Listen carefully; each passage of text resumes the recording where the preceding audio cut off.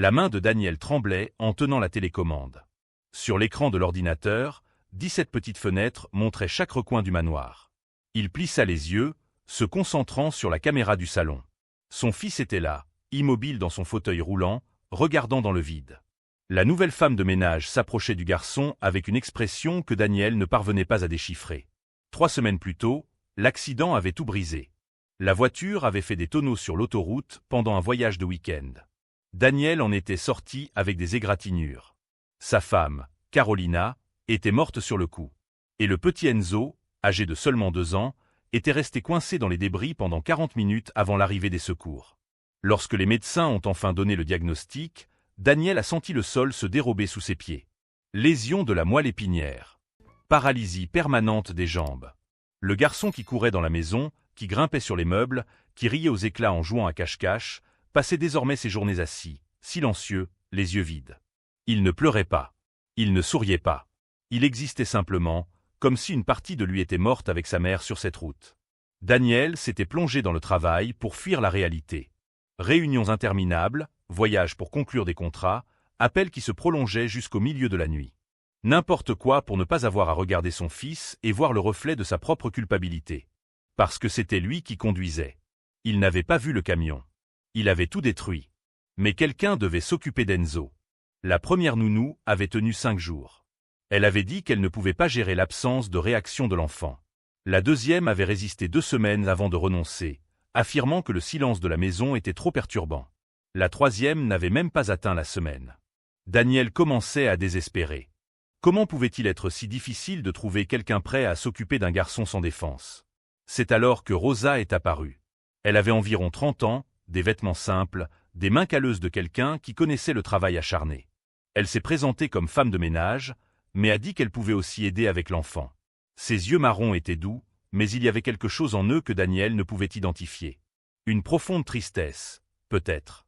Ou une détermination silencieuse. Il l'a engagée par désespoir, non par confiance. Et c'est exactement pour cela qu'il a installé les caméras. 17 au total, cachées dans des lampes de chevet, horloges murales, cadres photos. Aucune pièce n'était sans surveillance. Daniel devait savoir ce qui arrivait à Enzo lorsqu'il n'était pas là. Il devait avoir le contrôle sur quelque chose, puisqu'il avait perdu le contrôle sur tout le reste. Les premiers jours, Rosa se contentait de nettoyer. Elle passait le chiffon sur les meubles, rangeait les jouets qu'Enzo ne touchait plus, préparait des repas que le garçon mangeait à peine. Elle se déplaçait dans la maison avec efficacité, mais sans précipitation. Et toujours, elle s'arrêtait à côté du fauteuil roulant pour dire quelque chose au garçon. Daniel ne pouvait pas entendre l'audio des caméras, mais voyait ses lèvres bouger, voyait sa main toucher légèrement l'épaule minuscule d'Enzo. L'enfant ne réagissait jamais. Il continuait à regarder dans le vide, comme si Rosa n'existait pas. Le 5e jour, quelque chose changea. Daniel était dans le bureau, faisant semblant de réviser des contrats, tandis que les images des caméras clignotaient sur l'écran à côté. Rosa entra dans le salon en portant un panier.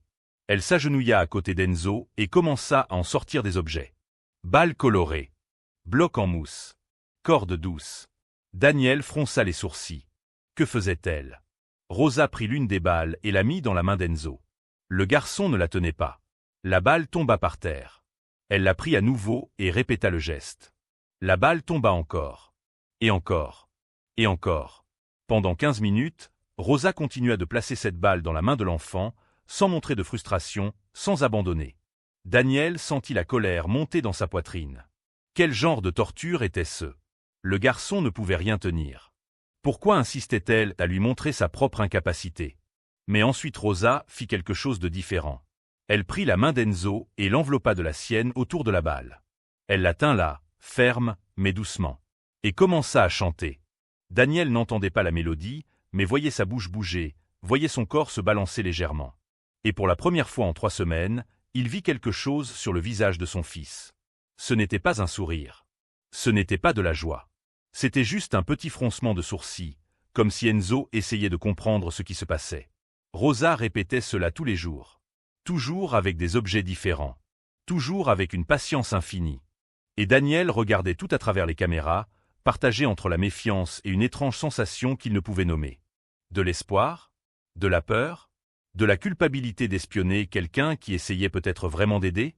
Une semaine plus tard, Rosa commença à faire des mouvements étranges avec les jambes d'Enzo. Elle pliait ses genoux, les étirait, faisait des cercles avec ses chevilles. Tout très lentement, comme si elle suivait une routine spécifique. Daniel se pencha plus près de l'écran. Cela semblait professionnel. Technique. Comme si elle savait exactement ce qu'elle faisait. Qui était cette femme? Il commença à enquêter. Il engagea un détective privé pour tout découvrir sur Rosa. Nom complet, adresse, parcours professionnel, famille. Il devait savoir s'il pouvait lui faire confiance. Ou si elle mettait son fils en danger. En attendant le rapport, Daniel continua de regarder. Et ce qu'il voyait commença à remuer quelque chose en lui. Rosa parlait à Enzo tout le temps. Elle racontait des histoires, décrivait ce qu'elle faisait, chantait des chansons pour enfants. Elle traitait le garçon comme s'il pouvait répondre à tout moment. Comme si la paralysie n'était qu'un détail, pas une sentence définitive. Et Enzo commença à changer. De petites choses, presque imperceptibles. Un mouvement involontaire des doigts lorsque Rosa mettait de la musique. Un regard qui la suivait lorsqu'elle traversait la pièce. Une fois, Daniel jura avoir vu le coin de la bouche de son fils se relever légèrement, comme s'il essayait d'esquisser un sourire. Le rapport arriva un jeudi soir. Daniel se enferma dans le bureau et lut chaque page le cœur battant. Rosa avait étudié la physiothérapie. Elle n'avait pas terminé le cursus, mais était arrivée en dernière année. Ses parents étaient morts dans un incendie quand elle avait 23 ans. Elle avait un frère cadet atteint de paralysie cérébrale. Elle s'en était occupée seule pendant 4 ans, travaillant dans 3 emplois différents pour payer les factures. Le garçon était mort à 9 ans de complications respiratoires. Daniel laissa tomber le papier et couvrit son visage de ses mains. Rosa n'était pas seulement une femme de ménage. Elle savait exactement ce qu'elle faisait avec Enzo. Et elle le faisait pour une raison qu'il comprenait enfin. Cette femme voyait en son fils une seconde chance. Une possibilité de rédemption. Si vous aimez cette histoire, n'oubliez pas de vous abonner à la chaîne et de liker la vidéo. Laissez dans les commentaires ce que vous en pensez jusqu'à présent et de quelle ville ou pays vous regardez. Votre participation fait toute la différence. Daniel éteignit l'ordinateur et monta dans sa chambre. Pour la première fois depuis des semaines, il dormit sans cauchemar. Mais il se réveilla au milieu de la nuit avec une étrange certitude dans la poitrine. Quelque chose était sur le point de changer. Et il ne savait pas s'il était prêt pour cela. Le lendemain matin, Daniel descendit pour le petit déjeuner plus tôt que d'habitude.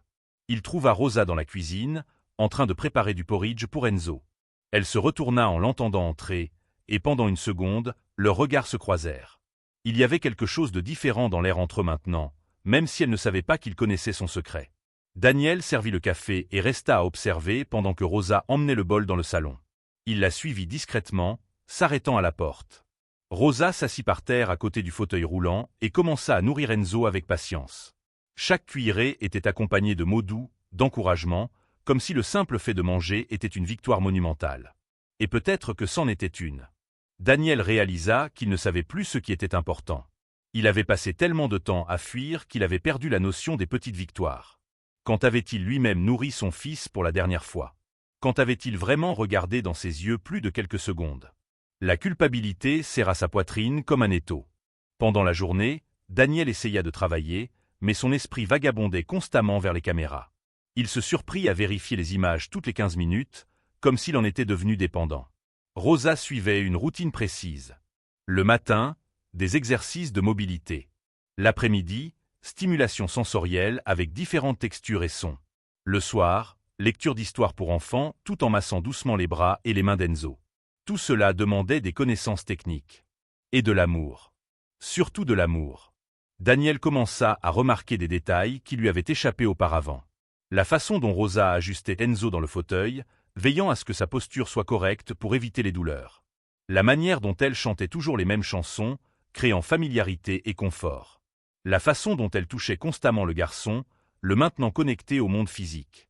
Elle faisait ce qu'il aurait dû faire. Et cela faisait plus mal à Daniel qu'il ne voulait l'admettre. Le 10e jour, quelque chose d'extraordinaire se produisit.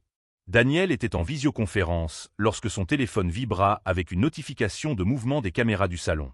Il demanda la permission à ses clients et ouvrit l'application. Ce qu'il vit fit battre son cœur à tout rompre. Rosa était allongée sur le dos par terre, les jambes pliées. Enzo était sur elle, appuyé contre sa poitrine, dans une position qui forçait le garçon à utiliser ses bras pour se maintenir. Et Enzo souriait. Un vrai sourire, large, illuminant tout son visage. Rosa riait avec lui, le tenant fermement, mais le laissant faire l'effort seul. Daniel coupa la réunion sans dire au revoir. Il descendit les escaliers en courant, le cœur battant si fort qu'il le sentait dans ses oreilles. Il s'arrêta à la porte du salon, essoufflé, et contempla la scène devant lui. Rosa remarqua sa présence et se figea. Le sourire d'Enzo disparut instantanément quand il vit son père. Le silence fut brutal. Rosa se leva lentement, remettant Enzo dans le fauteuil avec un soin extrême. Elle essuya ses mains sur son tablier, évitant le regard de Daniel. La tension dans l'air était palpable. « Vous avez étudié la physiothérapie », dit Daniel. Ce n'était pas une question. Rosa leva les yeux, surprise évidente sur le visage. Puis vint la peur. Elle fit un pas en arrière, les mains légèrement tremblantes. « Je peux expliquer. » « Expliquez alors. » Elle inspira profondément, luttant pour trouver ses mots. « Je n'ai pas menti dans mon CV. Je suis femme de ménage. C'est ce que je fais pour vivre. Mais avant, j'étudiais, oui. J'ai dû abandonner le cursus quand mes parents sont morts.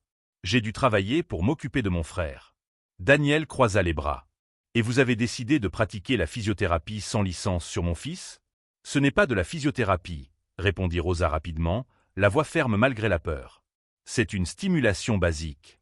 Des choses que n'importe qui peut faire. Je ne le soigne pas, je joue simplement avec lui. Je maintiens ses muscles actifs. Je lui donne de l'attention. Une attention que je ne donne pas, » ajouta Daniel, l'amertume évidente.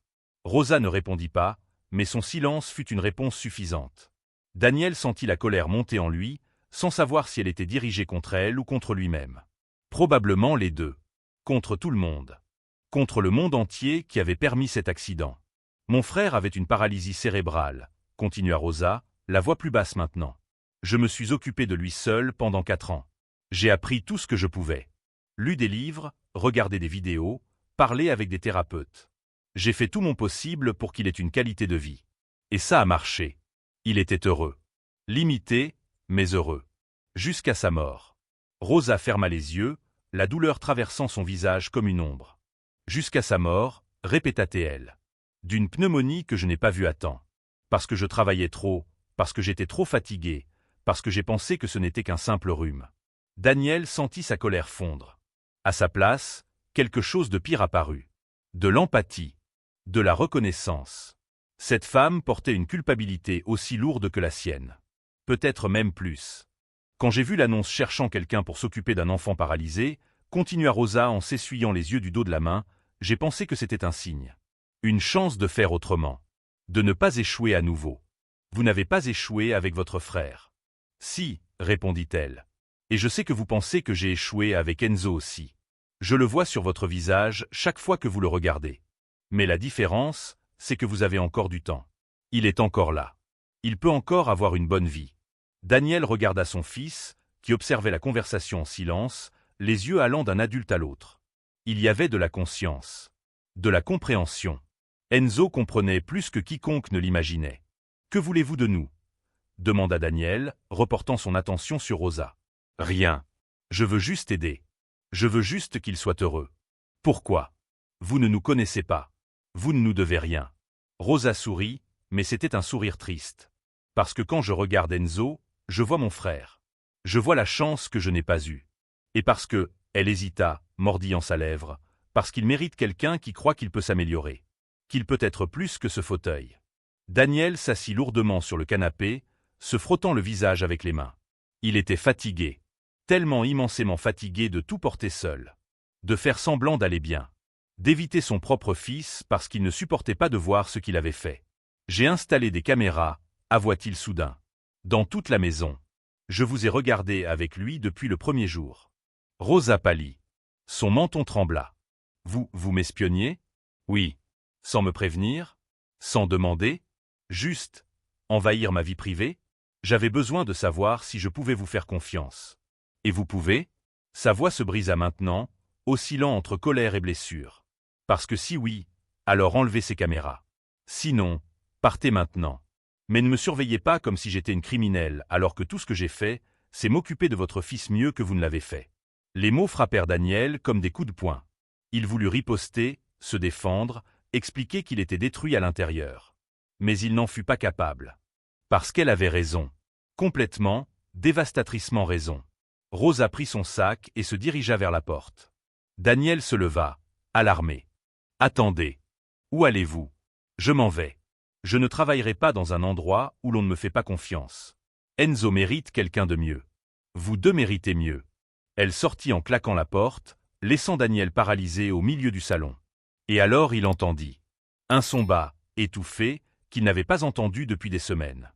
Enzo pleurait.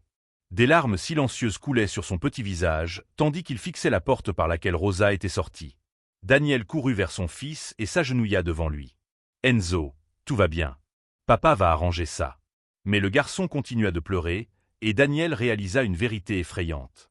Enzo ne pleurait pas pour sa mère morte. Il ne pleurait pas pour l'accident. Il pleurait pour Rosa. Parce qu'en quelques semaines, cette femme était devenue plus importante pour lui que son propre père.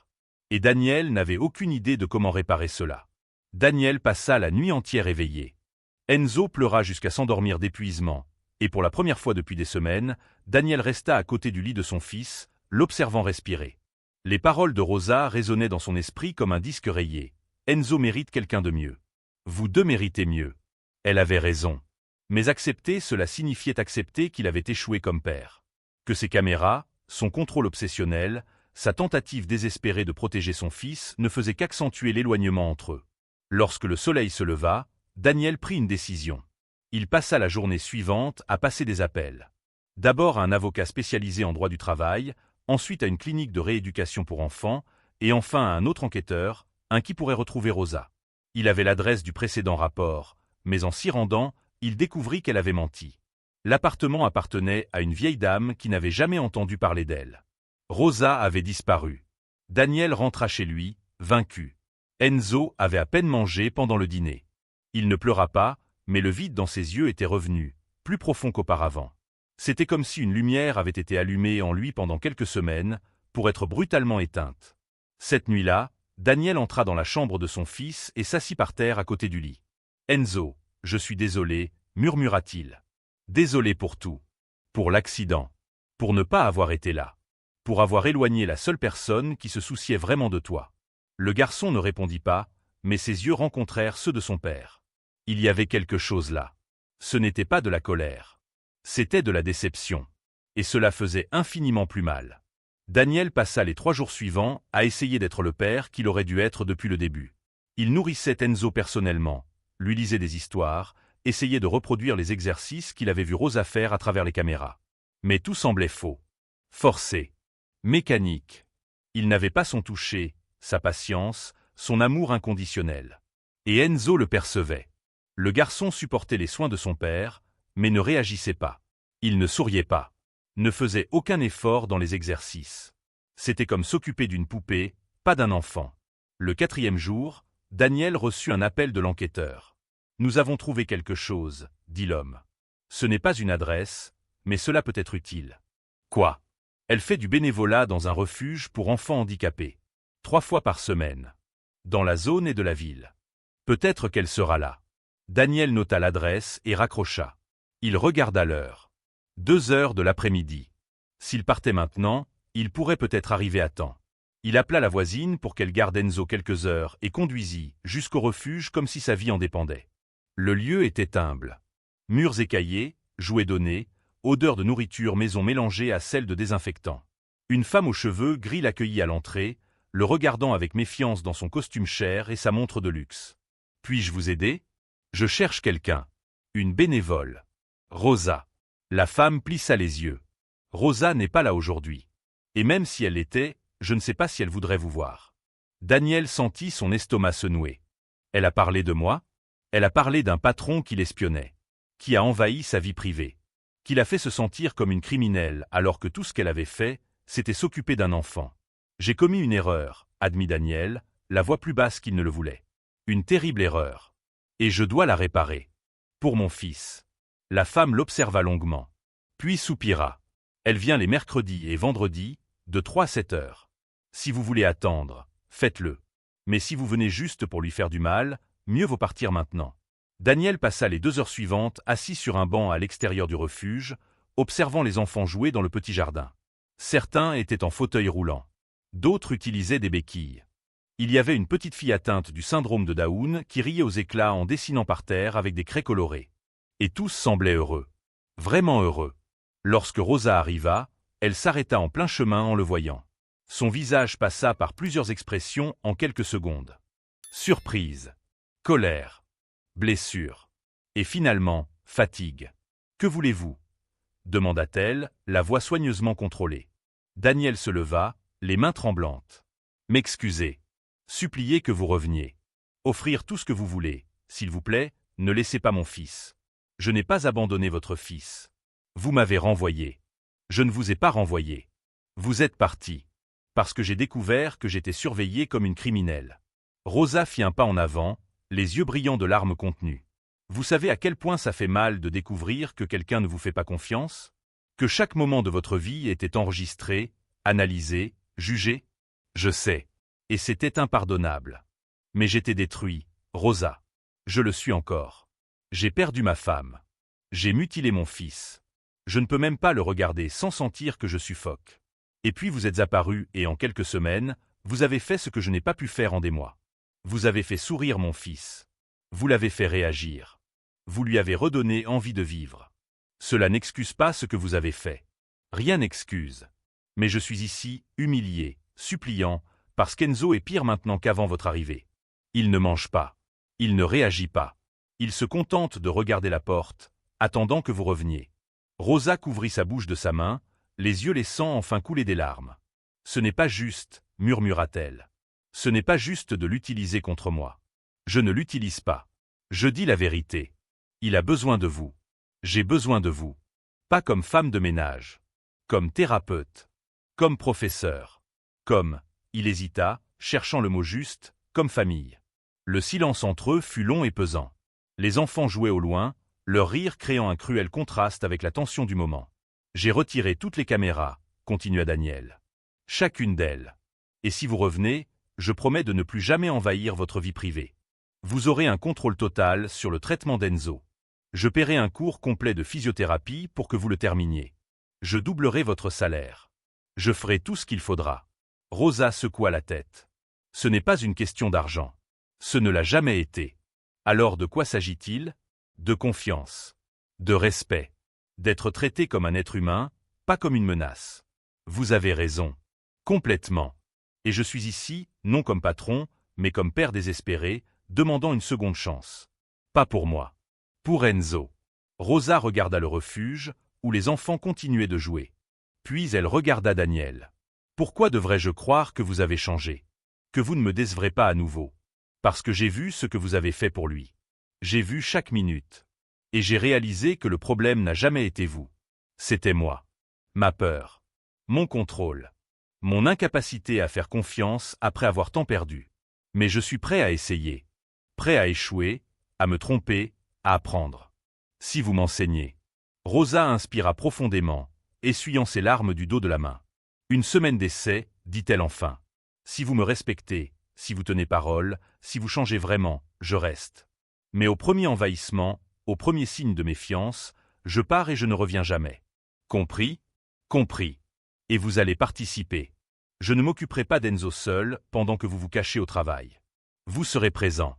Vous apprendrez. Vous serez père. » Daniel sentit quelque chose se briser en lui. Quelque chose de dur et froid qui était resté coincé depuis l'accident. Il hocha la tête, incapable de parler. Rosa tendit la main. Il la serra, ressentant le poids de cette poignée. Ce n'était pas seulement un accord professionnel. C'était un pacte. Une promesse de reconstruction. Lorsqu'ils revinrent ensemble au manoir, Enzo dormait. Rosa se rendit dans la chambre et s'assit à côté du lit, caressant doucement les cheveux du garçon. Il ouvrit les yeux lentement, somnole. Et lorsqu'il vit qui était là, son visage s'illumina entièrement. « Salut, petit » murmura Rosa. « Tu m'as manqué. » Enzo ne pouvait pas encore parler, mais ce n'était pas nécessaire. Ses yeux disaient tout. Et pour la deuxième fois, Daniel vit son fils sourire. Un sourire qui valait plus que tous les contrats qu'il avait jamais conclus, toutes les fortunes qu'il avait amassées. Pour la première fois depuis des mois, il sentit qu'il pourrait peut-être, juste peut-être, retrouver un chemin vers la vie. Les premiers jours furent étranges. Daniel tint sa promesse et annula des réunions, reporta des voyages, délégua des responsabilités qu'il considérait auparavant comme non négociables. Pour la première fois depuis des années, son entreprise n'était plus la priorité. Son fils l'était. Rosa mit en place une routine stricte. Des séances d'exercice le matin, de la stimulation sensorielle l'après-midi, et le soir, ce qu'elle appelait le temps de connexion. Simplement parler, lire, être présent. Et elle insista pour que Daniel participe à tout.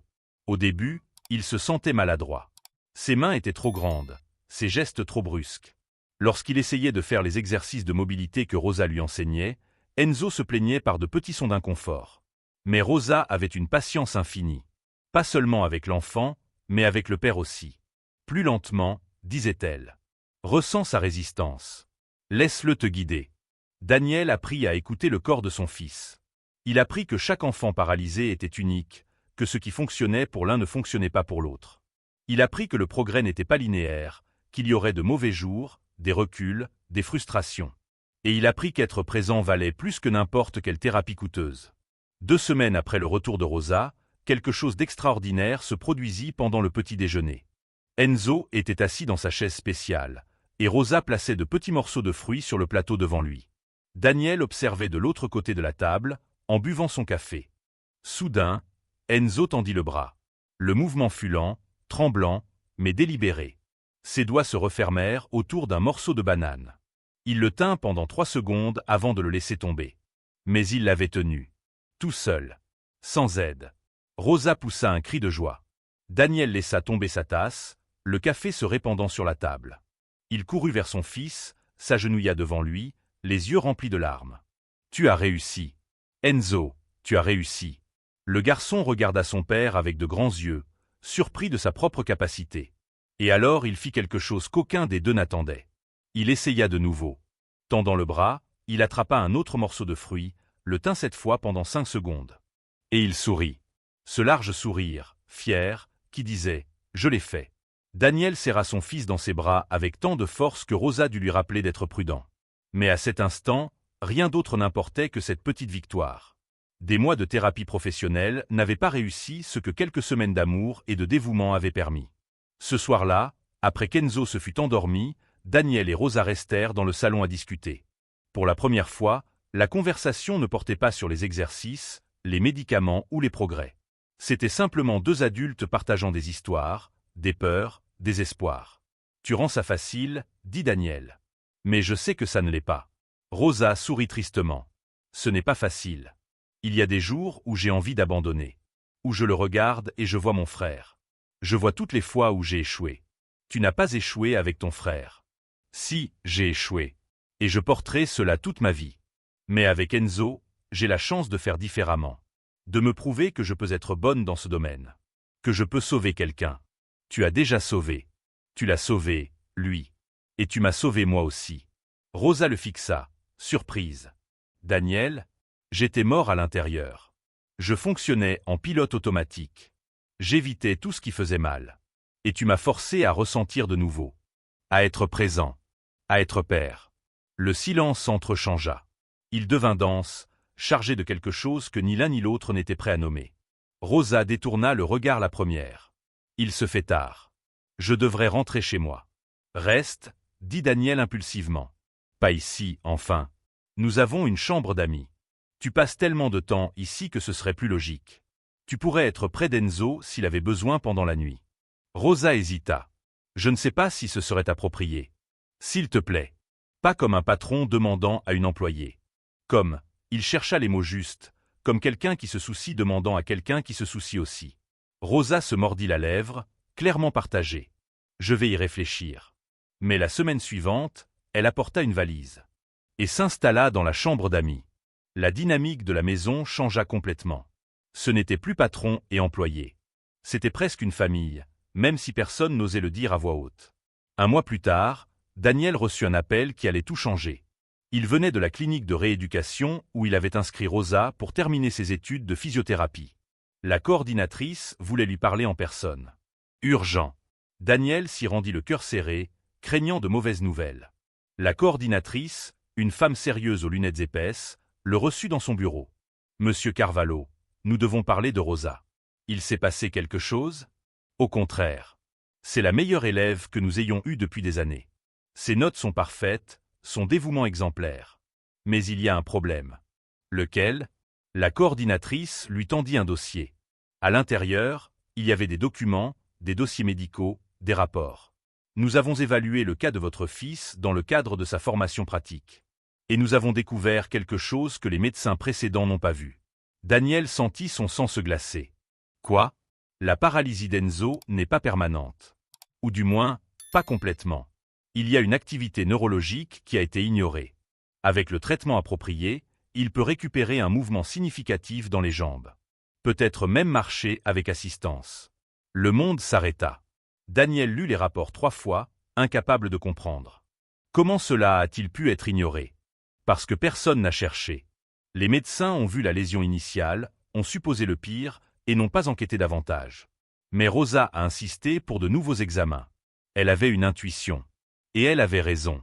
Daniel quitta la clinique comme dans un état second. Il rentra chez lui sans se souvenir du trajet. Quand il arriva, Rosa jouait avec Enzo dans le jardin. Elle avait installé un parcours d'obstacles adapté, et Enzo utilisait ses bras pour se traîner sur le sol, riant chaque fois qu'il parvenait à atteindre un jouet. Rosa vit Daniel immobile à la porte et son sourire disparut. Il s'est passé quelque chose? Il lui tendit le dossier. Elle l'ouvrit, lut, et se couvrit la bouche avec les mains. Oh mon Dieu! Pourquoi ne m'as-tu pas dit que tu avais demandé de nouveaux examens? Parce que je ne voulais pas créer de faux espoirs. Et si je m'étais trompé? Si ce n'était que du vœu pieux? Mais tu ne t'es pas trompé. Tu as sauvé mon fils, Rosa. Vraiment. Tu lui as donné une chance que personne d'autre n'a vue. Rosa se mit à pleurer. Ce n'étaient pas des larmes de tristesse. C'étaient des larmes de soulagement, d'accomplissement, de rédemption. Tout ce qu'elle n'avait pas réussi à faire pour son frère, elle le faisait pour Enzo. Et cela fonctionnait. Daniel la prit dans ses bras. Rosa résista une seconde avant de se laisser aller, s'effondrant contre sa poitrine, sanglotant des années de culpabilité et de douleur accumulées. Enzo observait les deux adultes avec curiosité, sans tout comprendre, mais sentant que quelque chose d'important se produisait. Ce soir-là, après qu'Enzo se fut endormi, Daniel et Rosa parlèrent jusque tard dans la nuit. Ils planifièrent le nouveau traitement, discutèrent d'options de chirurgie expérimentale, parlèrent d'attentes réalistes. Mais au milieu de la conversation, Daniel posa une question qui changea tout. « Pourquoi fais-tu tout ça? Vraiment. Ce n'est pas seulement à propos de ton frère. C'est à propos de toi. » Rosa resta silencieuse un long moment. « Parce que j'ai passé toute ma vie à me sentir inférieure. Pauvre, sans éducation formelle, sans opportunité. Et quand je me suis occupé de mon frère, j'ai réalisé que j'avais un don. Quelque chose que personne ne pouvait m'enlever. J'étais doué pour aimer. Pour prendre soin. Pour voir des possibilités là où d'autres ne voyaient que des limites. Tu es extraordinaire. Je suis ordinaire. Je fais simplement ce que toute personne devrait faire. Être présente. » Daniel prit sa main. Il n'y avait rien d'ordinaire dans ce contact. Rosa ne retira pas sa main. Au contraire, elle entremêla ses doigts aux siens. Et à cet instant, tous deux surent que quelque chose avait irréversiblement changé entre eux. « Nous ne pouvons pas, » murmura Rosa. « Ce ne serait pas juste. » Pourquoi pas? Parce que tu es mon patron. Parce qu'il y a un déséquilibre de pouvoir. Parce que les gens vont parler. Qu'ils parlent. Ce qui m'importe, c'est ce que tu ressens. Et ce que je ressens. Rosa retira sa main et se leva. J'ai besoin de réfléchir. C'est trop grand, trop rapide. Elle alla dans la chambre d'amis, laissant Daniel seul dans le salon. Il savait qu'il avait franchi une ligne. Mais il ne le regrettait pas.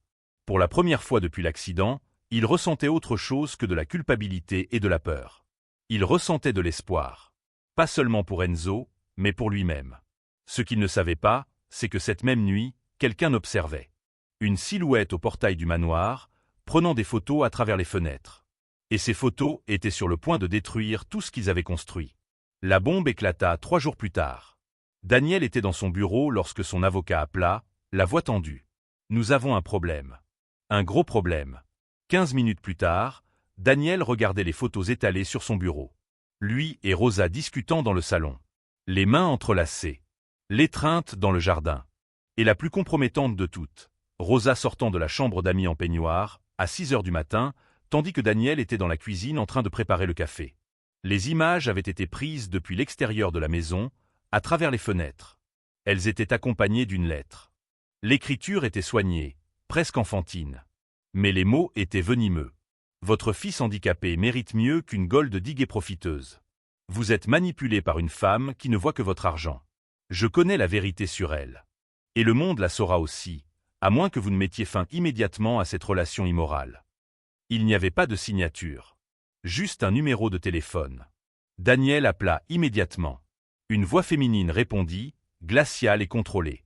Monsieur Carvalho. J'attendais votre appel. Qui êtes-vous? Quelqu'un qui se soucie du bien-être du petit Enzo. Quelqu'un qui voit ce que vous êtes trop aveugle pour voir. Que voulez-vous? Justice. Cette femme utilise votre fils pour s'infiltrer dans votre vie. Elle a abandonné sa propre famille, laissé son frère mourir, et maintenant elle vous cible, vous et votre argent. Vous ne savez pas de quoi vous parlez. Je ne sais pas. La voix monta d'un ton. Je sais qu'elle a menti sur son CV. Je sais qu'elle pratique la physiothérapie sans licence. Je sais qu'elle dort dans votre maison, manipulant un veuf vulnérable. Et je sais que si ces photos fuient, sa réputation et la vôtre seront détruites. Daniel sentit la colère bouillonner en lui. Combien voulez-vous? La femme rit, un son amer. Il ne s'agit pas d'argent. Il s'agit de principe.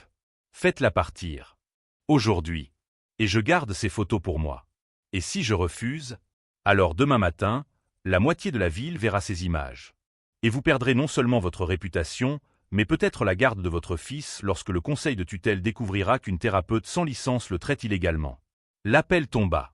Daniel resta là, le téléphone à la main, tremblant. Il savait que c'était du chantage. Mais il savait aussi que la menace était réelle. La société adorait détruire les relations qui ne correspondaient pas à ses attentes. Riches et pauvres. Patrons et employés. Veuf récent et jeune soigneuse. En rentrant chez lui, Rosa aidait Enzo avec ses exercices de renforcement. Le garçon riait en essayant de pousser un grand ballon avec ses pieds, un progrès immense par rapport aux semaines précédentes.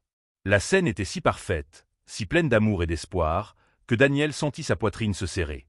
Rosa remarqua son expression. Que se passe-t-il? Il lui montra les photos. Elle les examina en silence, son visage perdant progressivement de sa couleur à chaque image. Lorsqu'elle eut fini, ses mains tremblaient. Qui a fait ça? Je ne sais pas. Mais ils exigent que vous partiez. Rosa ferma les yeux, prenant une profonde inspiration. Alors je pars. Non. Daniel la saisit par les épaules. Je ne laisserai pas faire. Je ne laisserai pas qu'ils te détruisent. Qu'ils nous détruisent. Il n'y a pas de nous, Daniel. Vous êtes un entrepreneur riche. Je suis une ancienne étudiante qui nettoie des maisons. Les gens n'accepteront jamais. Peu m'importe ce que les gens acceptent. Mais Rosa secoua la tête, les larmes coulant. Il ne s'agit pas seulement d'acceptation. Il s'agit d'Enzo. Si le conseil de tutelle intervient, s'il remet en question ma capacité à m'occuper de lui, il pourrait l'enlever à vous. Il pourrait le placer dans une institution. Je ne laisserai pas cela arriver. Elle se retourna pour partir, mais Daniel la retint. Attends. Donne-moi juste un jour. Un jour pour régler ça. S'il te plaît. Rosa hésita, regardant Enzo, qui observait les deux adultes avec inquiétude dans les yeux. Un jour, elle accepta. Mais si vous ne trouvez pas de solution, je disparais. Pour toujours. Daniel passa cette nuit éveillé, passant des appels, sollicitant des faveurs, utilisant toutes les ressources à sa disposition. Et enfin, à 4 heures du matin, l'investigateur qu'il avait engagé rappela. J'ai trouvé qui est derrière tout ça. Qui? Margaret Foster. Ancienne infirmière pédiatrique. Elle a travaillé à l'hôpital où Enzo a été soigné après l'accident. Licenciée pour conduite inappropriée il y a 2 mois. Pourquoi ferait-elle ça? L'investigateur hésita. Elle a postulé pour le poste de soigneuse d'Enzo. Vous l'avez refusé. Et apparemment, elle a développé une obsession. Elle a un historique de comportement instable. Elle a déjà été arrêtée pour harcèlement auparavant. Daniel sentit un frisson glacé dans son dos. Où est-elle maintenant? Nous ne savons pas. Mais nous avons suffisamment de preuves pour obtenir une ordonnance restrictive. Et les photos qu'elle a prises sont illégales. Atteinte à la vie privée. Elle peut être emprisonnée.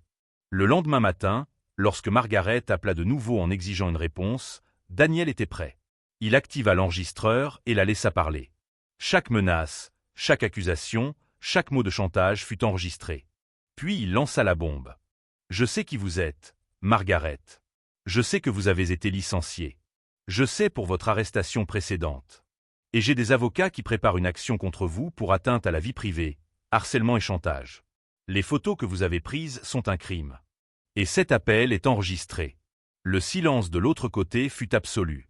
Puis vinrent des respirations haletantes. Vous ne pouvez rien prouver. Si. Et je vais le faire. À moins que vous ne disparaissiez immédiatement de ma vie. Supprimez les photos. Disparaissez. Et ne vous approchez plus jamais de ma famille. Famille? Sa voix perçait, hystérique. Cette prostituée n'est pas votre famille. Elle vous utilise. Elle a sauvé mon fils. Elle m'a sauvé. Et si vous essayez de lui nuire à nouveau, je m'assurerai que vous passiez les prochaines années en prison. Compris? Margaret raccrocha. Et elle n'appela jamais à nouveau. Une semaine plus tard, Daniel reçut confirmation qu'elle avait quitté la ville. La menace avait disparu. Ce soir-là, Daniel appela Rosa dans le salon. Elle arriva, les yeux bouffis d'avoir pleuré, attendant clairement le pire. « C'est fini, dit-il simplement. La femme qui nous menaçait est partie. Tu es en sécurité. » Rosa se couvrit le visage de ses mains, les épaules tremblantes. Daniel la prit dans ses bras, la sentant frissonner contre lui. « Je ne vais nulle part, » murmura-t-elle. « Si tu veux toujours que je reste ici. Je voudrais toujours. Comme thérapeute d'Enzo. Comme membre de cette famille. Comme, il hésita, cherchant son courage, comme quelqu'un que j'aime. » Rosa leva la tête, les yeux écarquillés. « Daniel, je sais que c'est rapide. Je sais que c'est compliqué. Je sais que le monde jugera. Mais je m'en fiche. Tu as ramené la lumière dans cette maison. Pour mon fils. Pour moi. Et je serais idiot de te laisser partir. » Rosa sourit à travers ses larmes. « Je t'aime aussi. J'ai peur de l'admettre, mais je t'aime. Je t'aime. J'aime Enzo. J'aime cette famille brisée et imparfaite que nous construisons ensemble. » Ils s'embrassèrent pour la première fois là, dans le même salon où tout avait commencé. Et quand ils se séparèrent, Enzo était à la porte, les observant avec ce large sourire qui illuminait tout le monde. 6 mois plus tard, Enzo fit ses premiers pas. Il n'y en eut que 3, avec l'aide de barres parallèles et Rosa le tenant par la taille. Mais ce furent des pas réels. Possible. Daniel était là pour voir, filmant tout, pleurant ouvertement de joie. Rosa termina son cursus de physiothérapie avec honneur et ouvrit une clinique spécialisée pour enfants handicapés. La clinique était petite, mais elle accueillait les familles qui ne pouvaient pas payer de soins privés. Daniel finança tout, mais Rosa gérait de main de maître. C'était son rêve. Et il ferait tout pour la voir heureuse. Ils se marièrent dans le jardin du manoir, lors d'une cérémonie petite et intime. Enzo fut le page, marchant lentement avec son déambulateur spécial, remettant les alliances avec fierté. Cette fois, il n'y avait pas de caméra cachée. Juste de l'amour, de la confiance et une famille qui avait choisi de rester unie contre toute attente. L'histoire de Daniel et Rosa enseigna quelque chose de puissant. Parfois, les personnes les plus improbables possèdent les dons les plus extraordinaires. La véritable richesse ne se mesure pas au compte en banque, mais à la capacité d'aimer inconditionnellement. Et la famille n'est pas définie par le sang, mais par ceux qui choisissent de rester lorsque tout s'effondre. Si cette histoire a touché votre cœur, n'oubliez pas de vous abonner à la chaîne et de liker la vidéo. Laissez un commentaire pour dire ce que vous en avez pensé et de quelle ville ou pays vous regardez. Les histoires de dépassement, comme celle-ci, méritent d'être partagées. Parce qu'au final, nous avons tous besoin de croire que la rédemption est possible. Que l'amour peut guérir. Et qu'il n'est jamais trop tard pour recommencer.